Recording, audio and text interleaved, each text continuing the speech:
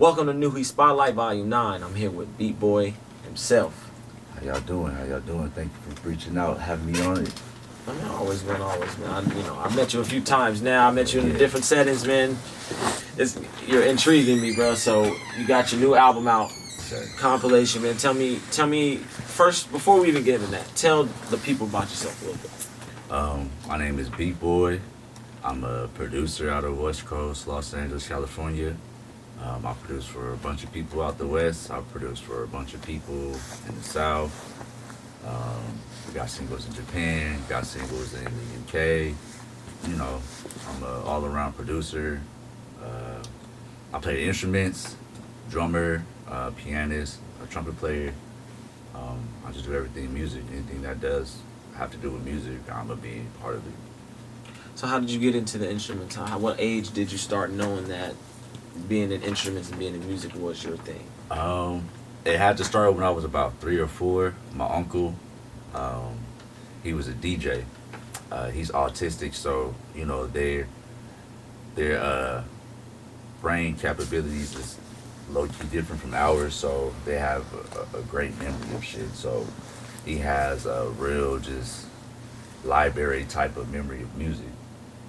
You can hum something and he can go, oh yeah, that's that song from this album and it dropped this year from this artist. You feel me?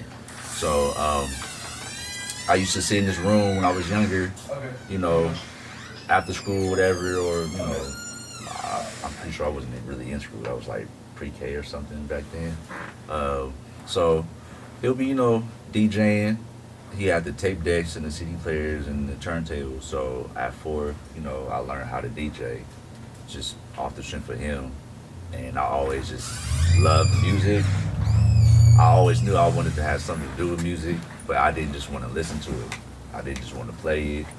I didn't just want to mix it. I wanted to really, you know, be behind and come up with the sound, not even just, you know, rapping or writing the music. So from 3 to 4, I was learning how to DJ off the CD decks and the tape decks. And I learned how to do the turntables when I was around like 6, 7. So about from 7 and on, that's when I started playing the drums. I was playing drums at church. Then when I got to middle school, that's when I more so just was figuring out my ways on how else I can make music besides me like being an actual just musician. I wanted to make beats. So I tried to pick up a music class, not really knowing that I had to really learn an instrument or something. So the easiest thing was the cornet, trumpet, you know, it's 3 keys at the end of the day. So it's fairly easy to just, you know what to do and how to make your sound come out of it. So that was 6th grade. So that summer after 6th grade, after I learned how to play the trumpet and whatnot, my neighbor from across the street, he had the Fruity Loops demo. It was like Fruity Loops 7 at that point in time. Man. So after that, you know, days. Yeah, the rest is history after that, you feel me? That's how I really got into the music side. So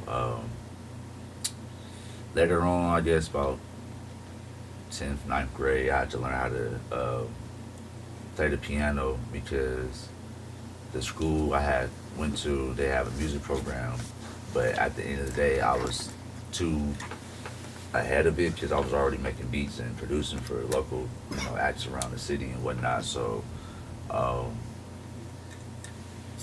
wasn't accepted into the program, so I just got real cool with the music director up there, and he had, you know, gave me permission. Hey man, whenever you don't got no classes, whatever, you can come by, you can use your computers after school. So stuff like that, you know, that made me really just like get ahead in this shit a lot. And that's when I had to learn how to play the piano because I was trying to get into the course. And, you know. Yeah, you go from there. Yeah. Okay, so now, we stop you at that part of the story. So now you're out of high school. How are you maneuvering and even into connecting with people to even get your beats out? Like, how are you slanging your product? I like word of mouth. I like the streets. At the end of the day, it's a lot of people that aren't on the socials. You feel me? Still, at the end of the day, like we all on socials, but people actually, sometimes just have it just to have it and don't really be active on it. So I low key think that it's still the old school way of just telling my mans, hey man, you got some people that rap, bro. Go let them know I'm doing this shit out here. If they from wherever, tell them we can put the studio session, have all the fees included, we make them, get them right, then shoot the video, do everything all at once, and just, have it funnel through me. So, shit, honestly, word of mouth, bro. But publications, being in magazines, having blog posts. Because you came up in that time. Yeah, I came up in definite like real bloggy time, like Two Dope Boys and shit like that. You feel me? So shit, to me, my foolproof raise is still word of mouth on the streets, because shit, everybody not gonna believe what you see on the internet anyway. So one person could be glorifying me on the internet, but that could just be them. You feel me? A lot of people, I feel like, got more of a positive reinforcement when it's like face to face. People really know you're sincere about what you're saying for whatever you're rooting for, whatever you're trying to promote. So I still choose word of mouth. Okay. So now when did it become serious? Like when did it become a necessity for this to be your career? Shit, as soon as I downloaded Fruit Loop demo, bro, sixth grade, honestly, out the gate, I already had my mind set on, like, you know what, this is what I want to do for the rest of my life. I want this to be my job. I want this to pay my bills. I want to help my family, and start a family by this only. So, I just kept that in my head, and from then on, I never just freely gave away my talents, you feel me? Like from the gate, I charged people. It may not been $5,000, $10,000, it was $40 for a beat, you feel me? But it was something to make them know that this is serious. This is serious, and it's a difference from what you already been dealing with and working with, you feel me? I may not probably had the best beats at the time, but the quality, it was there. The sound, sonics, all that shit was always there for me on my end. And I feel like that's how I even won over a bunch of my peers, just like when we all was weak, and we all just didn't really have our own sound develop or just anything develop. Like, I just had quality. So I know you can put a price on that over anything because, Thanks. Ain't a lot of people that's just giving that type of... Giving the quality, yeah. the cloth that you're giving out. So now we move on to your first big publication. How did that come about? I don't know. It was random as fuck, bro. My homegirl Taylor, she called me out the blue, bro. I was like 15 and a half or 16. We just got back into school. It was September issue of XXL. She like, bro, your name is in the magazine. Like, you have a little article in this XXL mag. I'm like, Taylor, shut up. Hang up. You feel me? Like, I just hang up. Back then, I was kind of like really, really, really asshole-ish, but she was my friend. You feel me? Like, people that fuck with me, like, they just know how I am. So I'm like, girl, shut up. Like, click. You feel me? She called me right back. She's like, no, fool. Like, check it. We'll go to a newsstand right now with the boo. I'm with my parents at the Delama Mall, Wayne, Hawthorne and such. So it wasn't nothing out there. You feel me? We looking. I'm like, man, let's go back home. So we going back over to the West Side, West LA, and we go to that Walgreens right there on Pico and Robinson. Sure enough, it's a newsstand that was right there. Matter of fact, it's not even the Walgreens. It was just the newsstand that was right there. It was the XXL with Maybach music, Rick Ross, yep, and all type of people on the front. So it was not like, they got different covers and issues that people don't really care about, you feel me? But that was the issue that a lot of people cared about because, who was on the front. So, shit, I'm opening the motherfucking magazine, see my seen the whole little spiel of who I am, where I'm from. They calling me this, and it was just like, wow, like we did a song in the homegirl's garage, and niggas is posting it, in the double XL. In a worldwide magazine. That's a global magazine. So Off of some random shit. Not like, nowadays people will reach out to you. Like, hey man, I'm writing this up, or I'm doing this, or you just have some type of no. For me, it was just random as fuck. Like, I just got blindsided by it. And shit like that just was like, you know what? I'm about to go hard as fuck because what the fuck is this? You feel me? Like, how did this even happen? So, shit like that. That was my first publication. That really was just like, you know what? This is it. I'm doing this. Like, full time. I don't care about any sacrifices or what the fuck I gotta go through or shit, nothing. I ain't about to let nothing stop me. So, I just kept that mindset. Just kept my foot on the gas. Right, so now you platinum, you missed the platinum. Yeah. You feel me? How did that feel when you went platinum?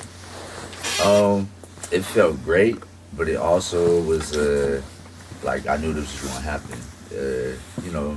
A manifest destiny. That was something that was I spoke into existence. The power of the tongue, more so. I made that beat for the homie Catchy from the Stinc Team, and pulling up lean and stuff, he just falls asleep. So, it's other people in the studio, other rappers. It's the Stinc Team and Shoreline. This in the beginning days, we all, collaborating, and Jeezy like, hey bro, let me try it. You feel me? Let me fuck with the beat. I'm like, alright, for sure, cool. I muted a couple sounds. I let Ron add some shit because it's his people and all that, and Jeezy do just like a verse and a hook at first, you feel me? And it was hard.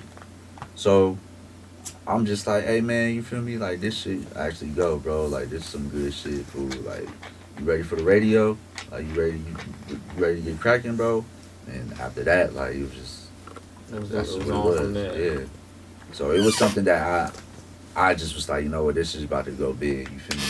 Like I can't sit here and say I said that for every song that we made. You feel me? Like that was just one song that I was just like, yeah, this him. You feel me? So that shit was, just put your mind to it. You can do it, bro. You feel me? Whatever you want to do in life, you just gotta say it and then also follow up with the work. So shit, I just put in the work and I just spoke that shit into existence. So okay, so OTR Records. How did that come about? Who's running it with you? All that. OTR Records is one of my business partners, one of my big homies labels. We just been running side by side with each other for like, probably 5 years now, bro. And we just felt like it was the right moment to collaborate on something that's just more than us collaborating on music.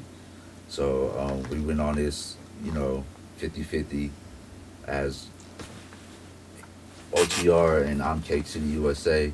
And for the project, I'm under the OTR umbrella.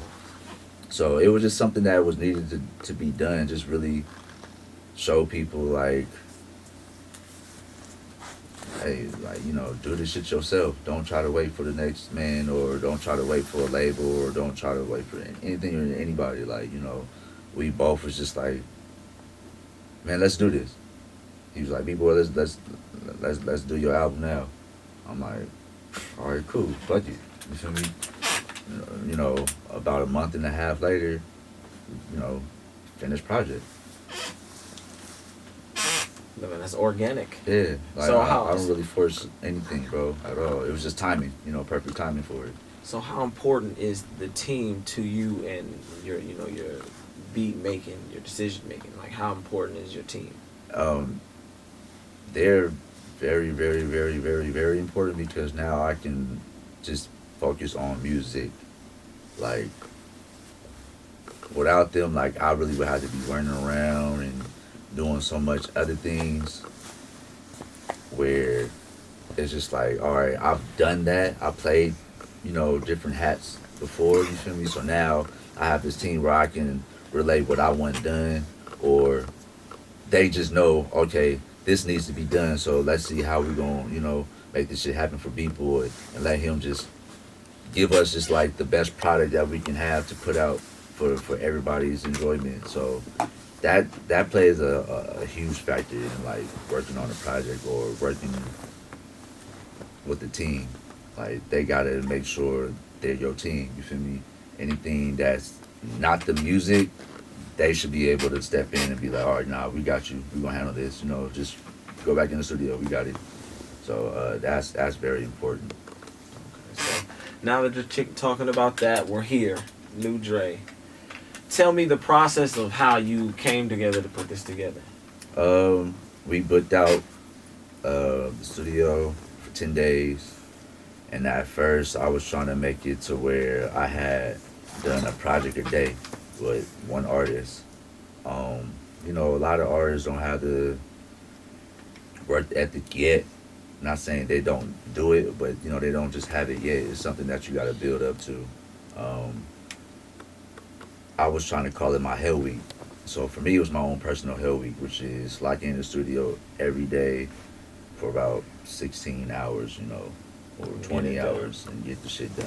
So we did that every day, and we just cranked out about like 70 songs, 50 songs in total. And we just then picked the best 10 for the album. A lot of people go into making projects like, oh, I'm gonna make a 10-song project, so they just make 10 or 11 songs, and like that's not it. You feel me? Because that's not it. You feel me? You need to make double or triple what you want to put out, so you can. All right, that's not gonna fit, or that's not hard enough. You feel me? That's the same vibe, but remember that other song that you didn't finish, you don't got that verse on it, or let's bring in a feature then. Let's gonna call so and so and so and so to come in and hop on, then that's gonna be a banger because it's already a banger, it just wasn't finished, and you don't feel like you got anything else to add on to it, or you can't. Maybe you got the writer's block, whatever. We're gonna put so and so on it, and then it just becomes this crazy ass song. So a lot of the songs that we picked were actually like unfinished. A lot of songs was just one verse or just a hook. So we would call in other people, other artists. So that's how the track listing became intertwined, because it was just like, all right, I got these 2 or 3 songs by so and so, but they unfinished. While we in this session, we feel like you should hop on the song. I mean, so it just made it sound better, and even more so like a better vibe, because everybody's attention span is short nowadays. So a lot of the songs aren't 3 verses. A lot of people aren't gonna sit there for a 3-verse track no more. Well, I'm one of those rare. I listen to Joe Budden. Joe Budden's one of the greatest ever. So yeah. But we different. You feel me? Yeah. We different. So I mean, okay. So now that you're in the scene, do the damn thing. He's from the IE. Mm-hmm. He's just San Bernardino. He's a young in the game coming in, and he's on fire. Mm-hmm. The verse is on fire. You got Rucci on here as well. How does it working with the next generation, like the ones underneath, like that are up and coming, that are making their push to be vocal and big on the scene? To me, at the end of the day, it's like not like a humility type of moment, but like it just even shows the difference between my peers and them.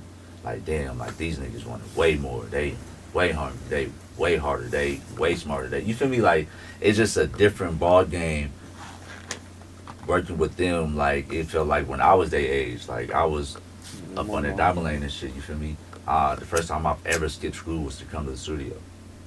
You feel me? That means you need it. So, that's what I see in them and shit, and I'm just like, well, fuck it, I'm gonna rock with y'all. You feel me? A lot of the people on the project, bro, I like was being cool with at first. We was homies at first before we started doing music.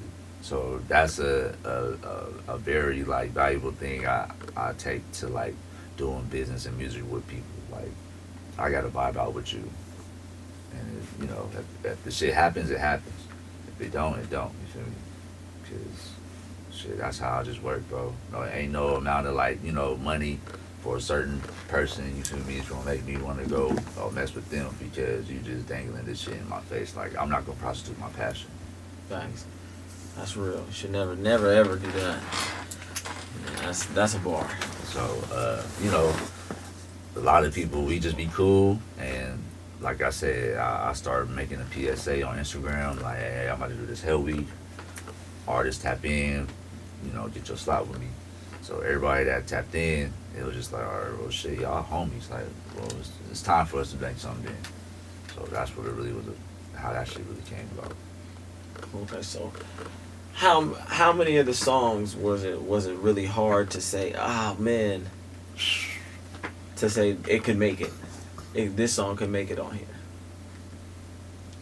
It was honestly hard because with each artist, bro, like, okay, with Slumlord, we have an album done already. Me and White Joint have an album done already. Me and Nico G4 have an album done already. Me and Westside Stu have an album done already. Me and Swifty Blue have hella cuts done. On this new project, I did like 4 songs. So, it was very hard. It was just like, damn, what about these other songs? So I had to really leave it up to my team at that point, you feel me? I gave them a list, and then they just kind of dissected from the list I gave them. It was just, I think at first we had about 20 songs all together, and then they just... No, we had like 40. Nah, when we did the list. Oh yeah, it came down to 20. It was 20 songs, and then they just went down to 10. So I was like, shit, cool, even better, you feel me? 10 impactful songs. It beats having, 25 songs and niggas only feeling 4, you feel me? I'd rather have 10 songs and somebody feel only 2, you feel me? That's a greater, It's a greater ratio. Yeah. So, the team. I feel it. So, do you got a personal favorite? Or one that you bang more than the others? Not necessarily. I think I just be in the mood, like my day. Like, for a minute, I was playing the OTR record every day, you feel me? And then for a minute now, for like the past week, I've been really like fucking with the Shook Up record. So it just, I guess it's my mood. Like, I was turning up, so I guess I was playing the Shook Up record a lot, like, you feel me? I'm gonna keep it a bean. I hardly ever get past one. A lot of people love the intro. Opponent, I'm an intro dude. Like, if I'm listening to music and you got a good album coming out, if your intro isn't up to par, I'm probably not gonna make it through. Yeah, that song, bro. That for me personally, that kind of set the tone for the whole album, bro. I was just like, yeah, that got to be the start. Whatever other songs behind it, I don't give a fuck about y'all picking it, whatever. I'm like, this got to be number one. No exceptions. You feel me? Yeah. That's the executive order. Yeah, that was no exceptions. I needed that number one. It just came in like a. You feel me? Came in. Everything was from scratch, bro. Every beat was from scratch. This was not like an email process at all. Like, nobody can tell you that they have these beats in their email. They came in, sat down, did the work. I'm gonna make this beat in front of you. You're gonna write while I make this beat. If you feeling the beat, let me know. If you're not, I'm about to just delete the beat. So, it was really just everything from scratch, bro. I feel it. So, new Dre out now. What's to come after this? I know maybe some visuals. I know touring and all the things is kind of off with the COVID going on.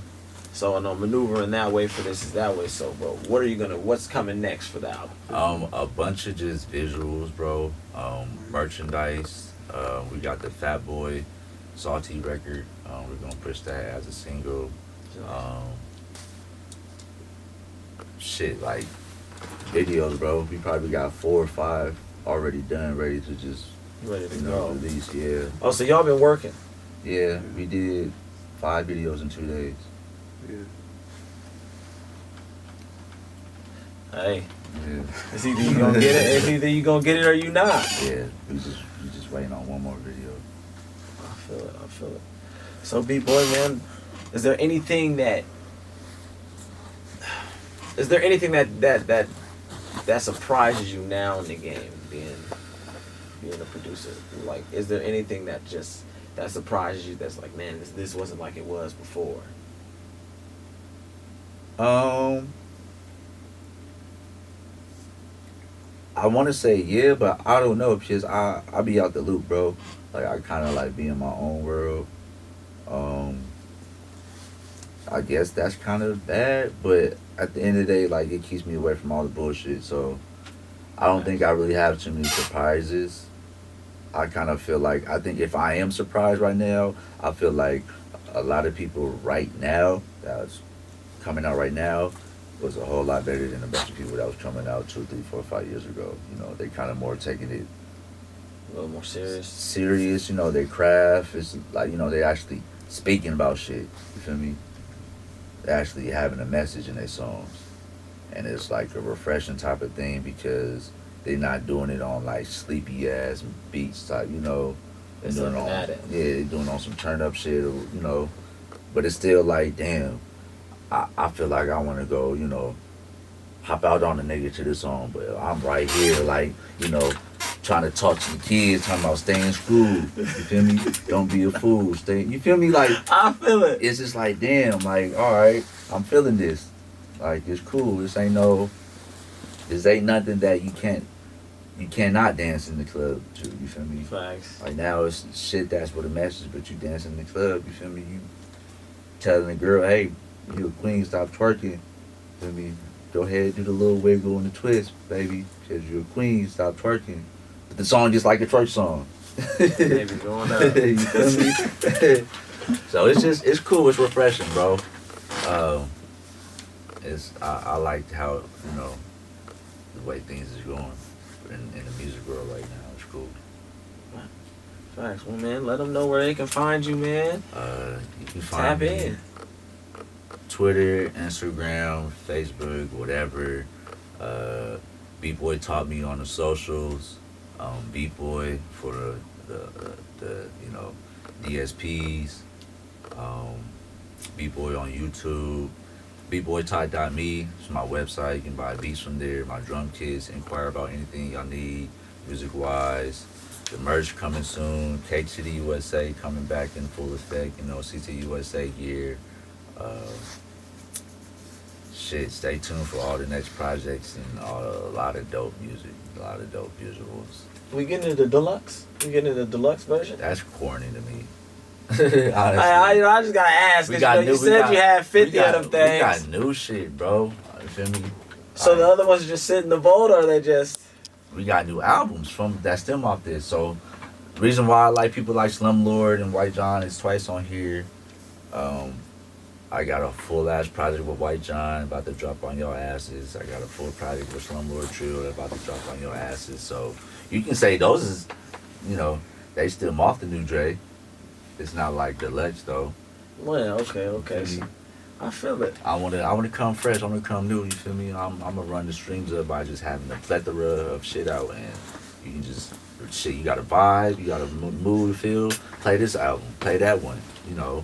Yeah, I'm gonna come out with the meditation album. Yeah, because I can't remember which one Cali played me before he got here. It was unreleased and nigga slaps. Man, unreleased shit. Slaps. See, and that makes me. It makes me antsy. Like, man, it's like, why you want me to put a deluxe out, bro? That's like a slap in my face after you hear the unreleased. Like, you should be like, nigga, where the new shit at? Oh man, can you send us shit? Man, I'm with. Hey man, look, I'm gonna be asking for sure. Yeah, bro.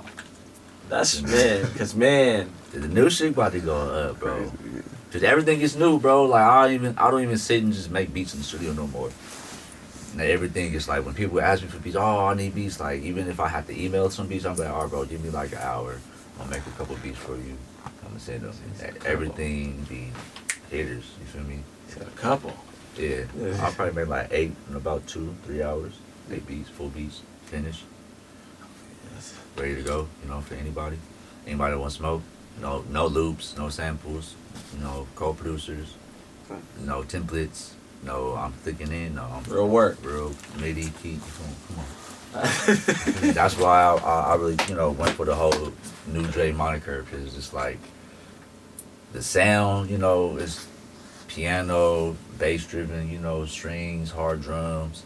I'm, you know, breaking new local talent. It's just a vibe, you know. I'm paying homage to just the West Coast with the sound I went for the album. And yeah, the new shit is gonna go really crazy.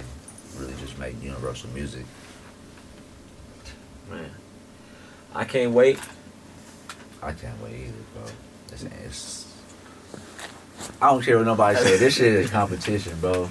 I mean, everything is. Everybody be trying to do the kumbaya. It's cool, it's nice, you know, we fellowship and whatnot, but at the end of the day, you know, hey, bro. We know who hidden. That's it. That's it, bro. And, you know, being independent, you know, one out of X amount of producers that's in the double digits still, that's independently platinum, you know, shit like that, bro. Like that really speaks volumes, you know. So, man, new Dre out now, man. New Dre out now. B-Boy taught me, man. Appreciate you, bro. Super producer, Mr. Platinum himself, you know, he's out here, you know, curating the new sound. You already know it's your boy MJ himself. It's New Heat Spotlight Volume 9, man. We out of here.